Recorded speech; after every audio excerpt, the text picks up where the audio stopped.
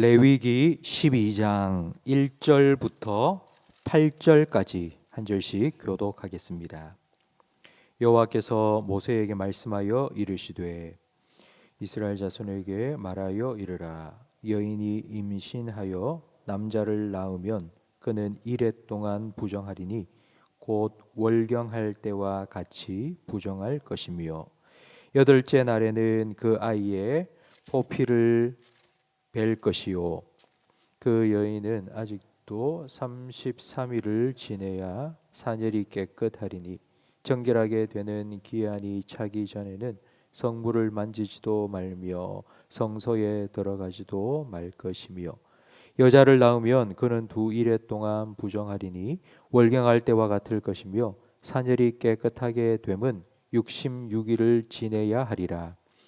아들이나 딸이나 정결하게 되는 기한이 차면 그 여인은 번제를 위하여 1년 된 어린 양을 가져가고 속죄 제를 위하여 집비둘기 새끼나 산비둘기를 회막 문 제사장에게로 가져갈 것이요 제사장은 그것을 여호와 앞에 드려서 그 여인을 위하여 속죄할지니 그리하면 사절이 깨끗하리라. 이는 아들이나 딸을 생산하는 여인에게 대한 규례니라. 그 여인이 어린 양을 바치기에 힘이 미치지 못하면 산비둘기 2마리나 집비둘기 새끼 2마리를 가져다가 하나는 번제물로 하나는 속죄 제물로 삼을 것이요 제사장은 그를 위하여 속죄할지니 그가 정결하리라. 아멘. 생명은 하나님께서 주십니다. 성경에 보면 곳곳에 자녀는 하나님께 주시는 복이라는 말씀이 있습니다. 새 생명의 출산은 기쁨입니다. 요즘도 출산하는 산모에게 수고했다고 축하한다고 말합니다. 그런데 오늘 우리가 함께 읽은 본문 말씀에 보면 출산한 여인을 부정하다고 말합니다. 아니, 하나님께서 주신 생명을 출산했는데 왜 부정하다고 하나님께서 말씀하시는 걸까요? 그 첫 번째 이유는 산모와 신생아의 건강 때문입니다. 부정하게 된 사람은 그 부정하게 된 사람과 접촉하게 될 때에도 접촉한 사람까지도 부정하게 됩니다. 그렇기 때문에 부정을 옮기지 않도록 격리됩니다. 출산 후 부정하기 때문에 격리되면 사람들과 접촉을 하면 안 됩니다. 그러니까 격리 기간 동안 출산한 산모가 사람을 만나지 못한다. 이 말은 밥도 하면 안 되고 빨래도 하면 안 되고 청소도 하면 안 된다는 뜻입니다. 그럼 집안의 여자가 그 일을 못하면 남편이 대신 해야 합니다. 하나님께서 산모를 부정하다 하시고 격리시키신 그 기간은 오늘날로 말하면 산후조리하는 기간과 같습니다. 그 기간 동안 산모가 몸조리를 하면서 건강을 회복하도록 하나님께서 배려하신 것입니다.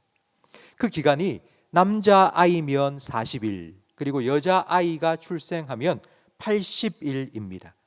왜 남자와 여자아이를 낳았는데 2배나 차이가 날까요? 성경에는 그 이유가 설명되어 있지 않습니다. 근데 일반적으로 남자아이가 여자아이보다 건강합니다. 그러니까 여자아이가 좀 약합니다. 그래서 하나님께서는 여자아이를 낳고 격리하는 기간을 2배나 80일이나 주셔서 그 여자아이를 좀 더 잘 돌볼 수 있도록 하나님께서 이와 같은 아주 세심한 배려를 해 주신 것이라고 추측할 수 있습니다. 출산으로 인해 부정하게 되었다는 건 격리되었다는 것이고 이 규정은 하나님께서 여성과 아기를 배려해서 주신 것이라는 것을 우리는 알 수 있습니다.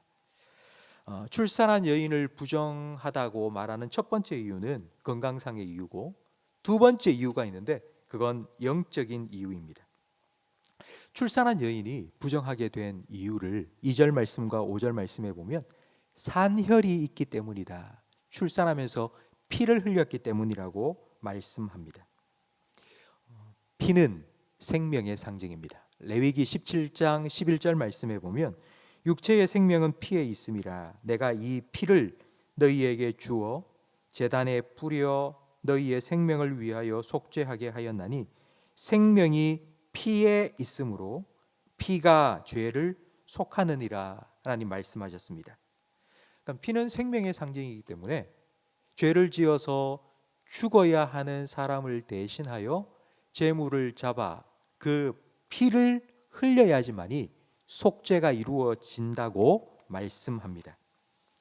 출산 때에 여성이 산혈을 하는 것도 바로 이 생명과 속죄와 연관됩니다. 창세기 3장에 보면 하나님께서는 범죄한 하와에게 해산의 고통을 주셨습니다.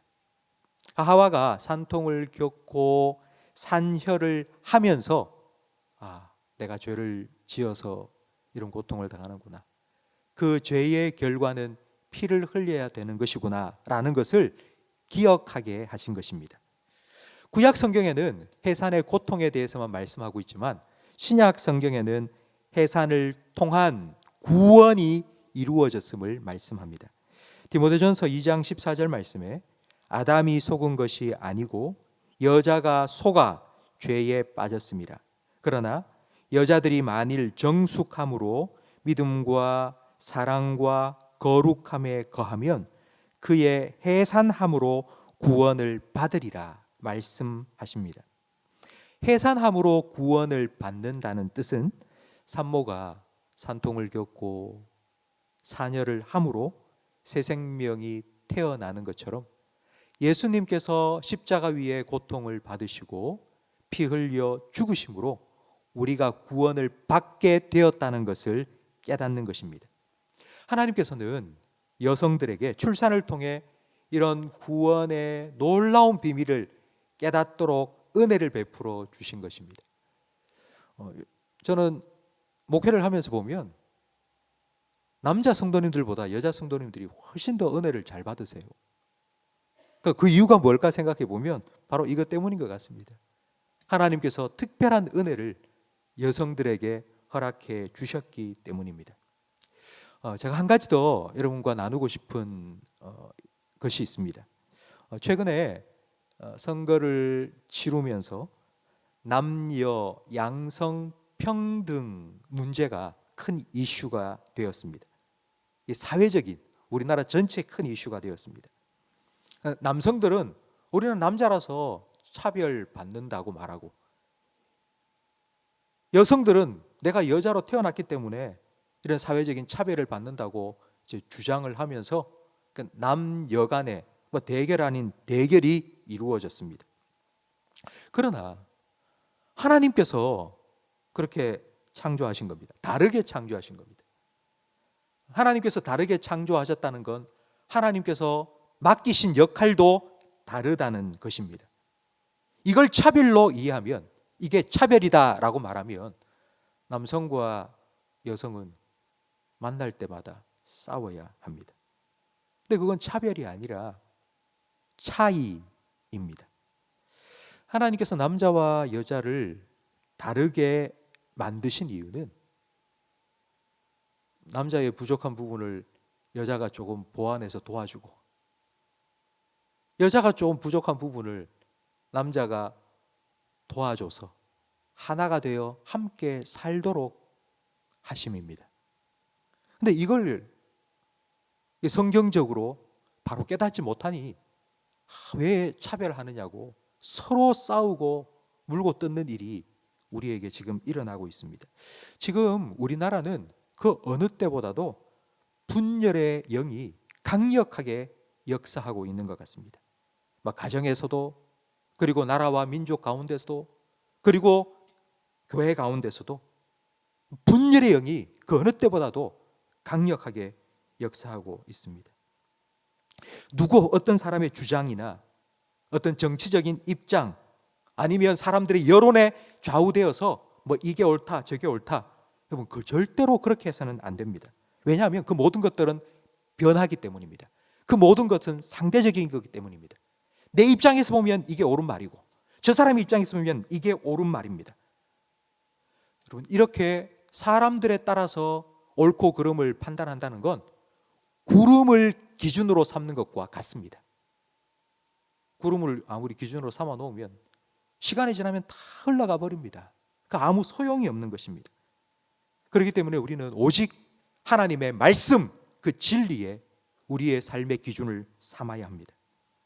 그렇게 해야지만이 하나 되게 하시는 은혜가, 성령의 역사가 우리를 통해서, 교회를 통해서 이 땅 가운데 다시 시작될 수 있기 때문입니다. 성도 여러분, 그 어느 때보다도 우리는 기도가 필요한 때입니다. 하나 되게 하시는 은혜와 하나 되게 하시는 성령의 역사가 우리 가정 가운데, 그리고 우리 교회 가운데, 그리고 이 나라와 이 민족 가운데 일어나게 해달라고. 서로 분쟁하고 다투지 말고 서로 용납하고 이해하고 사랑 안에서 하나 될 수 있는 그런 우리가 되게 해달라고. 그런 평화의 도구로 먼저 나를 사용해 달라고. 우리 교회가 그런 교회가 되고, 교회를 통하여서 성도들의 가정 가운데, 그리고 직장 가운데, 이 나라 가운데 그런 하나님의 하나 되게 하시는 은혜와 역사가 흘러가게 해달라고, 그렇게 기도할 수 있는 저와 우리 모든 성도님들이 되시기를 주님의 이름으로 축원합니다. 기도하겠습니다. 남자와 여자를 창조하시고 그 둘을 하나가 되게 하셔서 가정을 만드신 하나님 아버지, 유대인이나 이방인이나 다 그리스도 예수 안에서 하나가 되게 하셔서 교회를 세우신 하나님 아버지,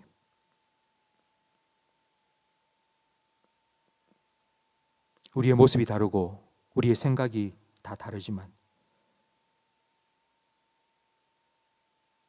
그러나 우리를 부르신 하나님께서 한 분이시고, 우리의 주님이 예수님 한 분이시고, 우리의 믿음이 하나요, 우리에게 주신 성경 진리가 하나이며,